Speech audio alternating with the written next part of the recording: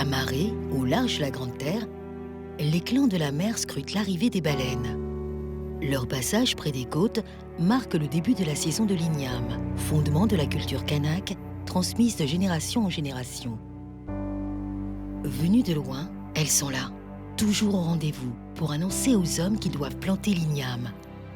Quand leurs souffles se font entendre, les anciens disent qu'elles soufflent dans les pieds d'igname pour y faire monter la sève. L'homme kanak et son environnement ne font qu'un. Et tout comme les hommes, les baleines ont leurs propres repères qui les guident durant leur périple migratoire. Car sous ces vastes étendues d'eau s'élèvent de gigantesques monts sous-marins, repères pour les baleines, mais aussi habitat pour de nombreuses autres espèces dont l'homme dépend. Ces monts sous-marins, qui figurent parmi les environnements les plus méconnus de la planète, sont l'une des richesses du parc naturel de la mer de Corail.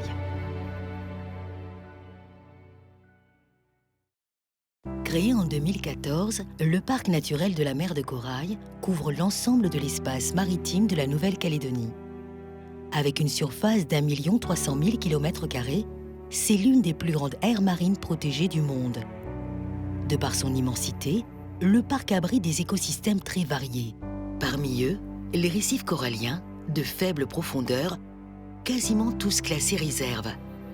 Mais également, plus profondément, et plongeant à des milliers de mètres sous la surface, une centaine de monts sous-marins. Les monts sous-marins, ce sont des montagnes sous-marines qui n'atteignent pas la surface. Et par définition, on a dit que c'est toutes les bosses au-dessus du fond marin qui dépassent 1000 mètres d'altitude. Le sud-ouest du Pacifique, où se trouve la Nouvelle-Calédonie, est particulièrement riche dans ses structures, entre 200 et 2000 mètres de profondeur. Ces monts sous-marins sont en effet d'une richesse inouïe, de par le nombre d'écosystèmes qu'ils abritent, la diversité des espèces qui y vivent, mais aussi les mystères qu'ils renferment. Encore largement inexplorés dans les grandes profondeurs, on y a découvert des espèces inconnues ou d'autres qu'on pensait disparues depuis des millions d'années. Ces environnements, parmi les plus préservés de la planète, sont intacts, mais vulnérables, car d'une grande fragilité. Formés il y a plusieurs millions d'années, les monts sous-marins tiennent avant tout leur exceptionnelle biodiversité de leur histoire géologique très complexe. Alors d'un point de vue géologique, le parc naturel de la mer de Corail est extrêmement riche.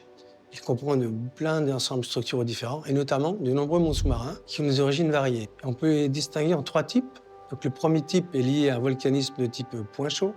C'est un volcanisme très profond qui fait une guirlande d'îles ou de monts sous-marins qui est orientée parallèlement à la direction de la plaque. Le deuxième type, encore d'origine volcanique, mais ceux-là sont liés à une zone de subduction. C'est lorsqu'une plaque tectonique glisse sous une autre plaque. Enfin, le troisième type est très différent puisqu'il est lié à un phénomène tectonique. Contrairement aux 2 premiers où le relief est créé par des éruptions volcaniques, là, le relief est créé par des mouvements le long de failles, donc des mouvements qui peuvent être très importants, qui décalent le fond marin sur plusieurs milliers de mètres et donc qui forment des véritables montagnes sous-marines. Les monts sous-marins du parc sont répartis en 6 grandes zones. La ride des Chesterfield, apparue avec une série de volcans de points chauds, les rides de Fairway et de Norfolk, dont l'histoire géologique est similaire à celle de la Grande Terre, la ride de Lord Howe, lanière continentale de Zealandia, comprenant quelques volcans isolés de petite taille, la ride des Loyautés, chaîne volcanique liée au glissement d'une plaque océanique sous une autre, appelée subduction, et la zone de Matthew Hunter, située sur un arc volcanique issu là aussi d'un phénomène de subduction plus récent. Les monts sous-marins du parc diffèrent fortement les uns des autres. On a par exemple des monts sous-marins qui sont anciens, donc qui ont pu être préservés localement, isolés pour un grand laps de temps, sur plusieurs dizaines de millions d'années, et si bien qu'ils peuvent abriter des faunes, des espèces archaïques, voire des fossiles vivants. D'autres sont récents et sont liés à un volcanisme encore actif, comme par exemple à Matthew Hunter. Et dans ce cas-là, la vie, la faune et la flore se développent sur des surfaces fraîches. Certains monts sous-marins peuvent avoir un sommet plat et qui indique donc qu'il y a eu érosion et émersion, donc formation d'îles intérieures, puis ils sont repassés sous l'océan. En fait, on voit bien que, compte tenu de la diversité des monts sous-marins, cela entraîne en partie une diversité des espèces. Bien évidemment, la géologie n'est pas seule responsable de cette diversité. Il faut aussi prendre en compte l'aspect physico-chimique de l'ensemble de l'océan et de la colonne d'eau. Les monts sous-marins sont de véritables oasis d'abondance et de biomasse en haute mer. Leur imposante structure perturbe les courants océaniques, créant un milieu favorable à la concentration des espèces. Lorsqu'il y a un mont sous-marin, il se crée autour de cette montagne des courants ascendants qu'on appelle upwelling, qui remontent de l'eau de profondeur. Les eaux de profondeur sont plus chargées, plus riches en sels minéraux. Ils remontent vers la surface. Et lorsqu'ils arrivent au sommet du mont sous-marin, se crée une sorte d'explosion de plancton qui vient manger ces nutriments, ces sels minéraux. Et finalement, il se crée un écosystème très particulier et concentré au sommet du mont sous-marin. Et puis, évidemment, il y a toutes des chaînes alimentaires qui se développent autour de ça. Les poissons qui mangent les copépodes, des gros poissons qui mangent les petits poissons, et ainsi de suite. On distingue 3 écosystèmes clés. Les récifs coralliens au sommet, les écosystèmes du grand large et les grandes profondeurs. Ces milieux, très hétérogènes, totalisent une très grande quantité d'espèces qui peut varier d'un mont à l'autre. Cette grande diversité biologique, sur une petite échelle, fait se côtoyer éponges, gorgones, requins plats des grands fonds, invertébrés, tous reliés entre eux par la chaîne alimentaire. Et au-delà de la mer, puisque même les oiseaux suivent les corridors dessinés par les monts sous-marins. Quand on a commencé à récolter la faune sur ces monts sous-marins, on s'est aperçu d'une part qu'elle était extrêmement riche, il y avait des grandes quantités d'espèces, qu'une grande partie de ces espèces étaient nouvelles pour la science, que personne n'avait jamais vues. Et quand je dis une grande partie, c'est plus de 50%, donc des milliers d'espèces qui étaient nouvelles pour la science. Et puis, on s'est aperçu qu'une grande partie de ces espèces étaient étrangement archaïques, appartenaient à des groupes zoologiques anciens, supposés disparus. En plus d'être des écosystèmes très productifs, les monts sous-marins jouent un rôle important dans la connectivité entre les populations et notamment pour les baleines. Grâce à des études qu'on a menées à partir de 2007, on a pu mettre en évidence l'intérêt de certains monts sous-marins pour les baleines à bosse. De manière surprenante, on a vu la plupart des animaux qui étaient équipés de balises se diriger vers un point dans l'océan situé au sud de l'île des Pins. Et en fait, on s'est rendu compte qu'il y avait toute une agrégation, un rassemblement de baleines sur une zone océanique. Et cette zone océanique était en fait le sommet d'un mont sous-marin, le mont sous-marin Antigonia. Si on résume les hypothèses qui peuvent attirer les baleines autour des monts sous-marins, pour sûr, c'est une zone de reproduction. Ça peut être une zone qui leur sert à se repérer le long de leur route de migration, peut-être éventuellement à prendre un petit snack au passage, et également des zones d'importance sociale.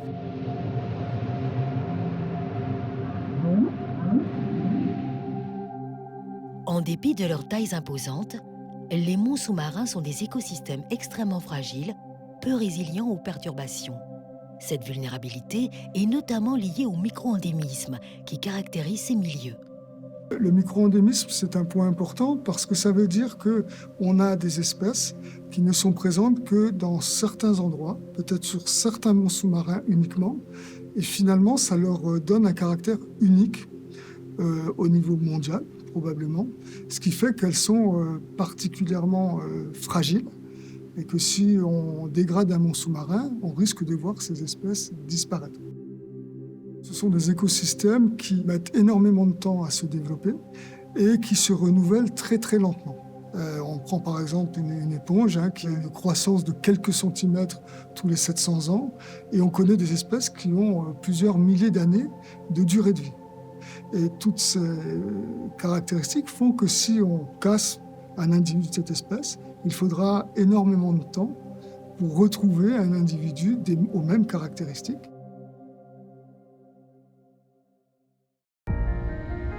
Certaines activités peuvent être particulièrement dangereuses et destructrices pour ces écosystèmes.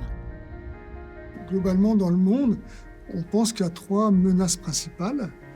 Une menace qui est globale, qui est liée au changement climatique, qui va intervenir sur la structuration des masses d'eau et puis la composition physico-chimique de l'eau. Il y a 2 autres grandes menaces qui sont liées aux activités humaines plus précises, qui sont l'exploitation des ressources minérales et la pêche. L'exploitation minérale des monts sous-marins n'est pas souhaitée en Nouvelle-Calédonie et aucune évaluation des sols n'a été faite en ce sens. Le gouvernement souhaite d'ailleurs adopter un moratoire visant à interdire toute prospection minière pour les 10 prochaines années ou plus. Seules les activités de recherche scientifique seraient autorisées. Pour l'instant, aucune ressource minérale exploitable n'a été décelée.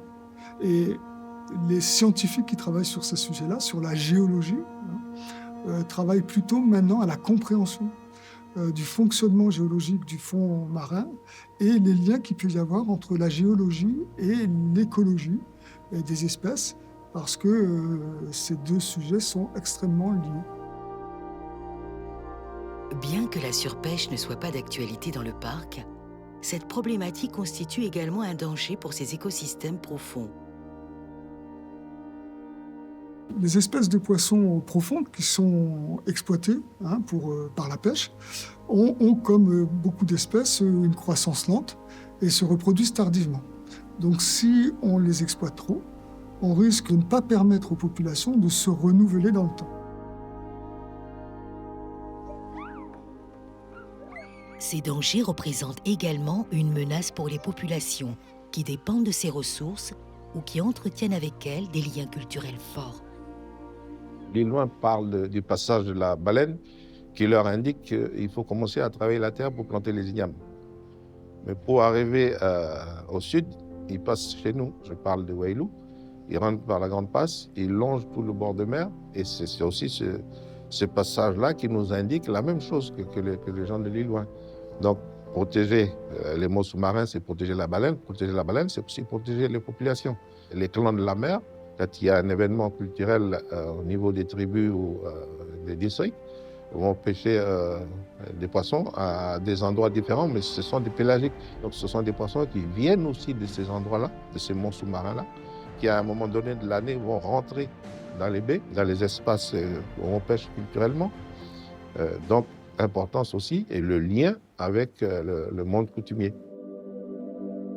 Les monts sous-marins sont porteurs de sens dans la culture kanak, qui les relie notamment au chemin des esprits et au culte des ancêtres.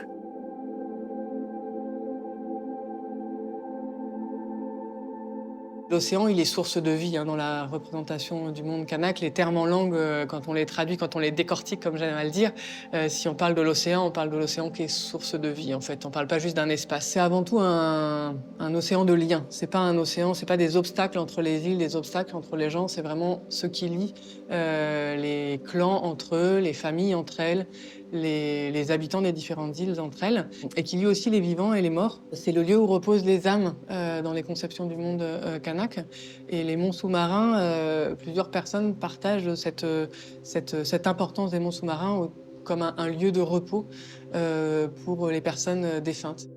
On a retracé dans une carte un certain nombre de chemins des âmes, le chemin que va prendre l'âme d'un défunt, du bord de mer jusqu'à aller à un autre endroit, donc se reposer, passer à des moments par les monts sous-marins. Donc en tout cas, c'est des lieux de grande valeur culturelle et qui lient les générations les unes avec les autres.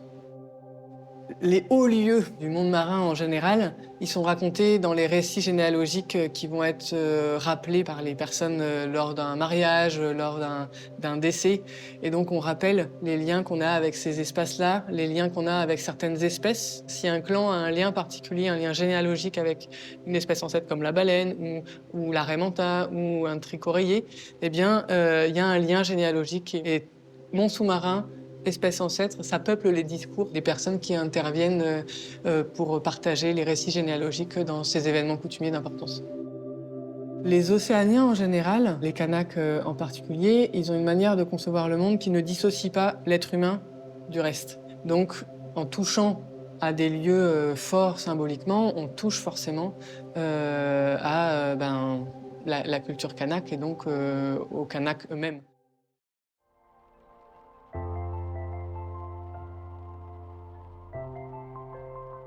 Les monts sous-marins constituent une ressource en pêche profonde non négligeable pour la Nouvelle-Calédonie. Le vivano, en l'occurrence, est une espèce particulièrement prisée. Le vivano, c'est un poisson du large, un poisson de profondeur. C'est un poisson de qualité qu'on ne peut pas beaucoup dans les îles, justement ici à Marais. C'est facile à préparer avec des produits locaux et on peut le cuisiner de plusieurs manières. Au niveau santé, il y a beaucoup de vitamines. C'est un poisson à chair charnue qui est très goûteux. C'est pour ça que nous, les cuisiniers, on adore le préparer.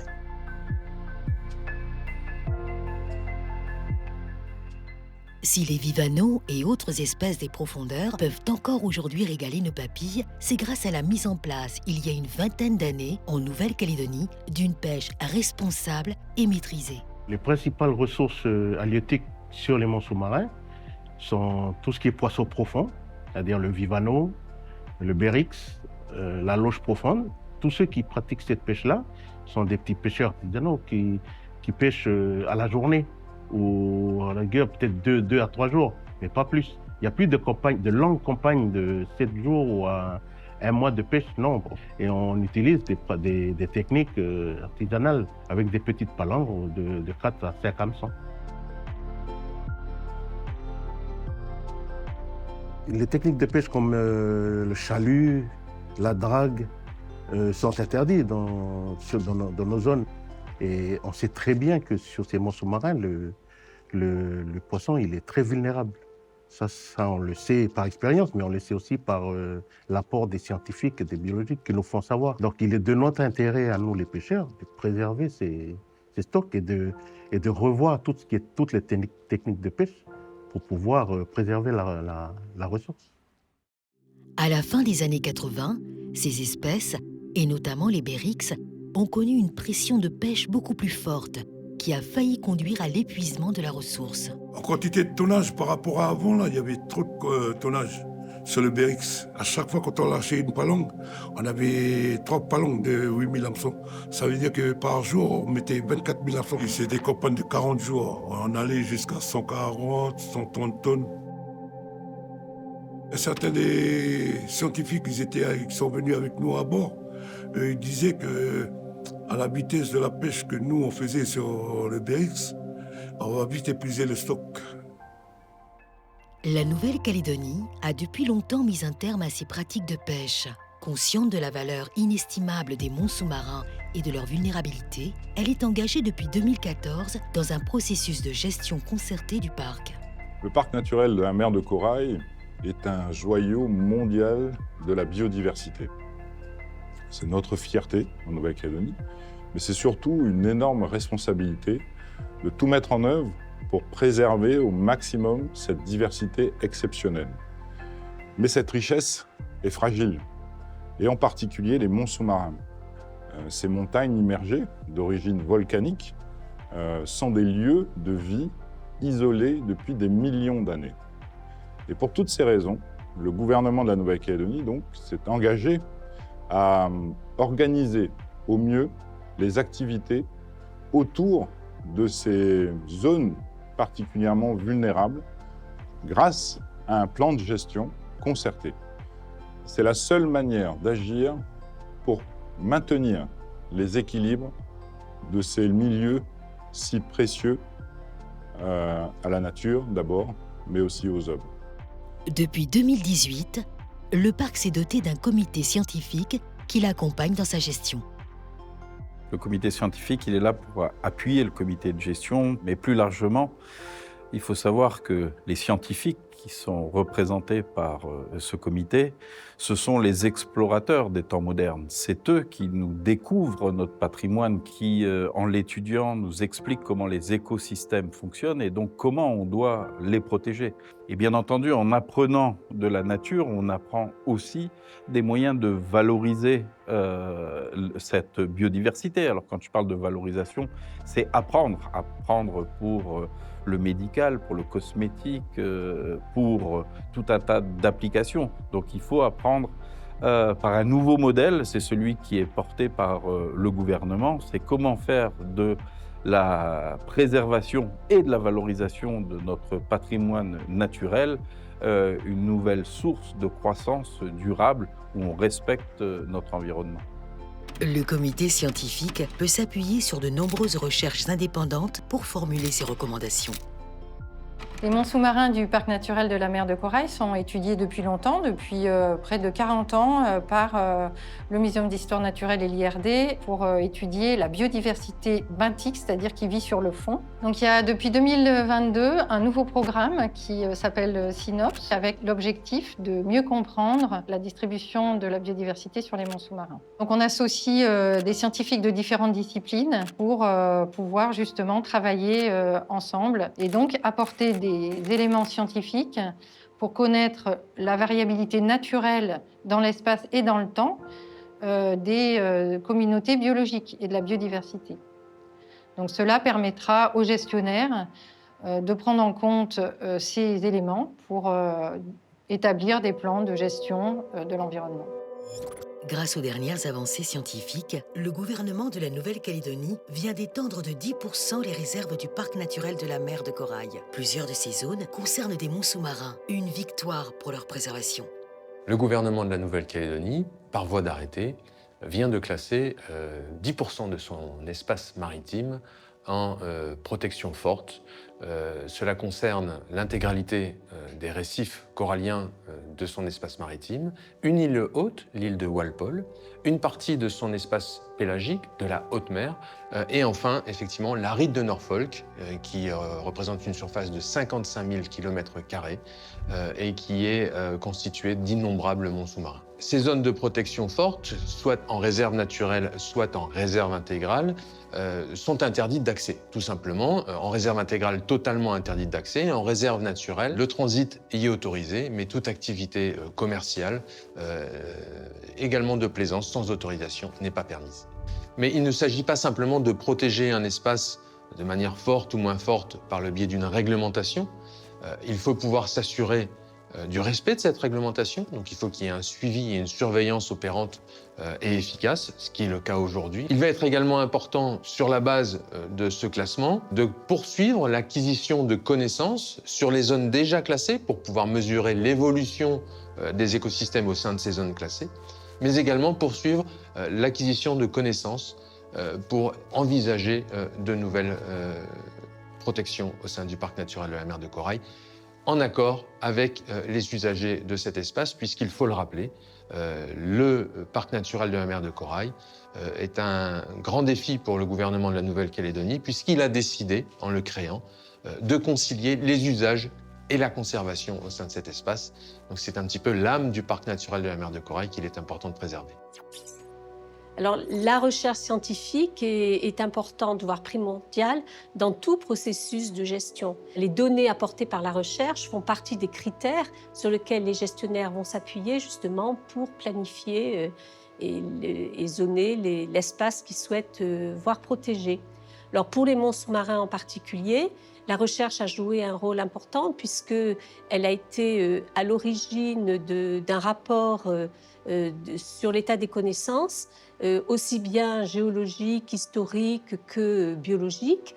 Et c'est l'ensemble de ces connaissances qui ont proposé une typologie et avec des recommandations dans une perspective de protection, donc avec des objectifs qui pouvaient varier d'un type de mont sous-marin à un autre. Donc, en conclusion, la recherche a joué un rôle, en tout cas on peut l'espérer, important dans ce processus de réflexion. Alors 10%, et ça on l'a toujours dit, c'est une étape dans le processus. Faut-il 20, faut-il 30, faut-il 50? Ça, c'est la réflexion doit se porter sur la nécessité d'étendre cette protection et donc les surfaces. Et ce n'est pas tant les chiffres qui sont importants, c'est de considérer les objectifs. Quels sont les objets, les écosystèmes, les activités qui sont importantes à protéger. À l'échelle mondiale, la Nouvelle-Calédonie est déjà bien engagée dans une dynamique de gestion et de protection de son espace maritime. Le parc naturel de la mer de Corail, c'est 1,3 million de km², dont 130 000 km² de réserves intégrales et naturelles. C'est des espaces sous très haute protection qui représentent une surface équivalente à celle d'un pays comme la Grèce. Donc les Calédoniens n'ont pas à rougir des efforts qui sont faits par leur gouvernement pour protéger ces espaces naturels exceptionnels.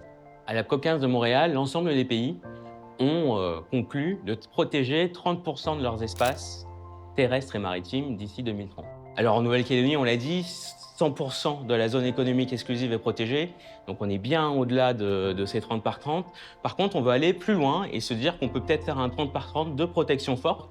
Et l'idée maintenant, c'est de travailler tous ensemble d'ici 2030 avec les pêcheurs, les coutumiers, les associations environnementales pour atteindre progressivement ces 30% de protection forte, tout en assurant les équilibres entre utilisation, préservation des ressources et préservation des écosystèmes. Les prochaines étapes pour travailler dans cet objectif de 30 par 30, c'est la rénovation et c'est la reconstruction du plan de gestion. C'est-à-dire repenser quelle est la nouvelle méthode pour avoir un parc dynamique qui puisse travailler de manière conjointe sur les objectifs de préservation des écosystèmes, sur les objectifs de préservation de l'autonomie alimentaire grâce à une pêche durable, sur les objectifs de lien avec l'ensemble de la région. C'est donc pour ça aujourd'hui que le parc s'ouvre et rentre dans une discussion plus approfondie avec l'ensemble des pays de la Mélanésie, mais aussi l'Australie et la Nouvelle-Zélande, pour avoir une gestion connectée, puisqu'aujourd'hui, il n'y aurait pas de sens de protéger des espèces de tortues ou de baleines ou d'oiseaux, de requins qui sont protégés dans le parc, mais qui seraient mis en danger dans d'autres espaces. Donc c'est vraiment aujourd'hui cette discussion régionale qui va être aussi, qui va faire partie des prochaines étapes importantes pour le parc naturel de la mer de Corail dans les prochaines années.